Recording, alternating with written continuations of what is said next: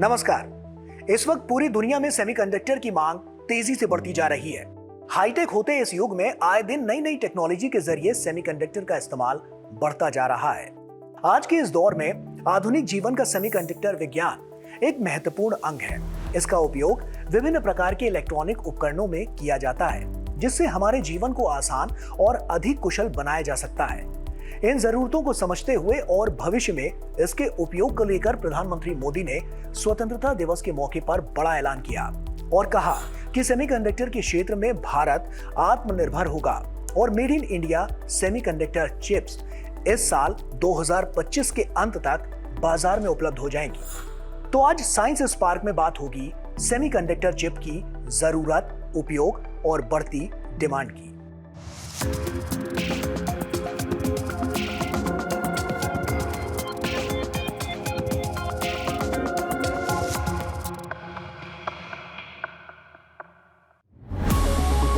पहला सवाल, क्या है सेमीकंडक्टर चिप?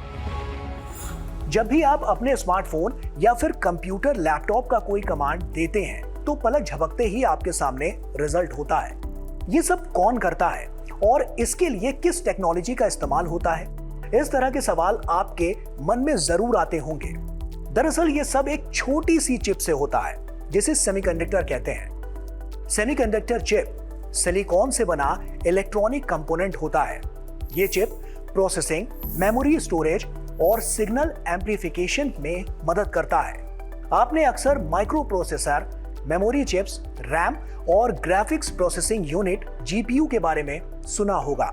ये भी सेमीकंडक्टर चिप के प्रकार होते हैं। ऐप चलाते हैं या कोई सॉफ्टवेयर चलाते हैं और कुछ कमांड देते हैं उसको, तो वो तुरंत पलक झपकते ही वो कमांड पूरा हो जाता है। अब हमारे दिमाग में ये सवाल ज़रूर उठता होगा कि ये काम इतनी जल्दी पलक झपकते ही कैसे हो जाता है। तो ये दरअसल जो है ये काम इन गैजेट्स के अंदर लगी हुई चिप्स के द्वारा कुछ एक चिप्स के द्वारा किया जाता है, जो कि सेमीकंडक्टर नामक पदार्थ से बने होते हैं। किसी भी पदार्थ का वैद्युतिक जो बिहेवियर है, ये इलेक्ट्रिकल बिहेवियर है, तो हम देखते हैं कि कुछ पदार्थ जो होते हैं उनमें से इलेक्ट्रिकल करंट जो है बहुत कम जाता है। इन्हें अपरिवाही या नॉन कंडक्टिंग या इंसुलेटर कहते हैं। कुछ पदार्थों में जैसे धातु वगैरह हैं, उनके अंदर से इलेक्ट्रिक करंट बहुत आसानी से बहता है, इनको हम कंडक्टर कहते हैं। इन दोनों के बीच में जो पदार्थ हैं जिनमें इलेक्ट्रिक करंट कम जाता है लेकिन जाता है, इनको हम सेमीकंडक्टर कहते हैं।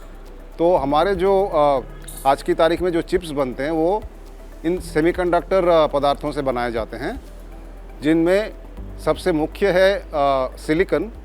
उसके बाद और भी पदार्थों का इस्तेमाल होता है, जैसे germanium, silicon carbide, gallium nitride, gallium arsenide वगैरह वगैरह। दूसरा सवाल, कैसे काम करती है सेमीकंडक्टर चिप? इसे ऐसे समझिए कि किसी भी सैटेलाइट के डेटा को इकट्ठा करने और दुनिया भर में तमाम सिग्नल भेजने के लिए सेमीकंडक्टर चिप का इस्तेमाल होता है। इस चिप का साइज आपकी उंगली से भी छोटा होता है, लेकिन इसका काम काफी बड़ा है। हर चिप में लाखों करोड़ों नैनो स्विच होते हैं, जिन्हें ट्रांजिस्टर कहा जाता है। ये इलेक्ट्रॉनिक उपकरणों में दिमाग का काम करती है, यानी आपका डिवाइस बिना इसके किसी भी काम का नहीं है। जैसे हमारे दिमाग तक कोशिकाओं के जरिए सिग्नल पहुंचते हैं और वो काम करता है, ठीक उसी तरह से चिप भी डिवाइस तक जानकारी पहुंचाने का काम करती है। सेमीकंडक्टर चिप को टेक्नोलॉजिकल फ्यूल भी कहा जाता है। जैसा कि आपकी गाड़ी में जो फ्यूल होता है जिससे आपकी कार या बाइक चलती है, अगर फ्यूल खत्म हो या फ्यूल ना हो तो गाड़ी आगे नहीं बढ़ सकती। ठीक वैसे ही टेक्निकल आइटम्स में भी ये चिप टेक्नोलॉजिकल फ्यूल का काम करती है। इसका इस्तेमाल कई तरह के इलेक्ट्रॉनिक उपकरणों में होता है। इस लिस्ट में मोबाइल, लैपटॉप, एआई यानी आर्टिफिशियल इंटेलिजेंस, हाईटेक गाड़ियां, 5G और 6G नेटवर्क समेत डिफेंस और स्पेस सेक्टर में भी इसका बड़ा रोल है। वहीं मॉडर्न वॉरफेयर के इस दौर में ड्रोन, मिसाइल, सुपर कंप्यूटर और मॉनिटरिंग सिस्टम में भी इस चिप का उपयोग बेहद अहम माना जाता है। तीसरा सवाल, कैसे बना सेमीकंडक्टर? विलियम शॉकले को सेमीकंडक्टर का जनक माना जाता है और जैक किल्बी को सेमीकंडक्टर चिप का जनक माना जाता है। यानी सेमीकंडक्टर और सेमीकंडक्टर चिप दो अलग अलग वैज्ञानिकों ने अलग अलग समय पर बनाया। पहले 1947 में सेमीकंडक्टर बना और उसके बाद कई सालों के बाद 1958 में इंटीग्रेटेड सर्किट यानी कि आईसी का आविष्कार हुआ, जिसे चिप कहा जाता है। आज के दौर में सेमीकंडक्टर को सिलिकॉन और गैलियम नाइट्राइड के जरिए तैयार करने में मदद मिलती है। इसके अलावा जर्मेनियम, गैलियम आर्सेनाइड और सिलिकॉन कार्बाइड जैसे मटेरियल का यूज करके चिप को बनाया जाता है। इसके अलावा भी लगभग सैकड़ों तरह के प्रोसेस के जरिए डिफरेंट स्टेजेस पर lithography, etching, chemical vapour deposition, die preparation and testing, quality control and testing समेत अनेक तरह के टेक्निकल टर्म्स एंड कंडीशन से गुजरना पड़ता है, तब जाकर कहीं सेमीकंडक्टर चिप बनती है। सेमीकंडक्टर चिप्स को तैयार करने के लिए काफ़ी सारे स्टेप्स होते हैं। जैसे हम लोग पहले सिलिकन जो है विशुद्ध सिलिकन लेते हैं, जिसमें 100 करोड़ सिलिकन परमाणुओं में एक से ज़्यादा इम्प्योरिटी नहीं होना चाहिए। तो ऐसा प्योर सिलिकन लेके हम उस पर फिर ऑक्सीडाइज करते हैं, केमिकल वेपर डिपोजिशन करते हैं, लिथोग्राफी, एचिंग, फिर डिफ्यूशन, इम्प्लांटेशन, मेटलाइजेशन। उसके बाद इसकी पैकेजिंग होती है, डाई बॉन्डिंग होता है, वायर बॉन्डिंग होता है, अटैचमेंट होता है, फिर पैकेजिंग होती है, फिर टेस्टिंग एंड क्वालिटी कंट्रोल होता है। तो इतने सारे स्टेप्स के अंदर से गुजरने के बाद ये जो हमारा सेमीकंडक्टर चिप जो है ये तैयार होके बाजार में आता है और हमारे गैजेट्स में लगता है। चौथा सवाल, किस देश में बनती है सेमीकंडक्टर चिप? अभी की बात करें तो भारत वर्तमान में सेमीकंडक्टर चिप दूसरे देशों से आयात करता है। वर्तमान में सेमीकंडक्टर चिप अमेरिका में डिजाइन की जाती है। इसके अलावा ताइवान और दक्षिण कोरिया भी बड़ी तादाद में सेमीकंडक्टर चिप बनाते हैं। हालांकि सेमीकंडक्टर चिप की पैकेजिंग और असेंबली का जो काम है वो चीन में किया जाता है। ताइवान दुनिया के 60% से अधिक सेमीकंडक्टर का उत्पादन करता है, जिसमें लगभग 90% सबसे बेहतर सेमीकंडक्टर शामिल है। लेकिन चीन और ताइवान के बीच बढ़ते तनाव के कारण सेमीकंडक्टर इंडस्ट्री पर खतरा मंडरा रहा है। इसीलिए भारत अब तेजी से इस पर काम कर रहा है और सेमीकंडक्टर के क्षेत्र में खुद को आत्मनिर्भर बना रहा है, जिससे किसी और देश पर निर्भर न रहना पड़े और सेमीकंडक्टर चिप इस साल के अंत तक भारत में ही बननी शुरू हो जाए। पांचवा सवाल, सेमीकंडक्टर का ग्लोबल मार्केट कितना बड़ा है? सेमीकंडक्टर का ग्लोबल मार्केट 2030 तक 1 ट्रिलियन अमेरिकी डॉलर तक पहुंचने की उम्मीद है, जिसमें एक बड़ा हिस्सा भारत का बाजार होगा। भारत में इसके लिए बेहतर इंफ्रास्ट्रक्चर और सोर्सेज हैं, जिनका इस्तेमाल सेमीकंडक्टर बनाने वाली कंपनियां कर सकती हैं। अनुमान लगाया जा रहा है कि भारतीय सेमीकंडक्टर मार्केट का साइज 2023 में लगभग 38 अरब डॉलर, 2024 से 25 में 45 से 50 अरब डॉलर और 2030 तक 100 से 110 अरब डॉलर तक पहुंच सकता है।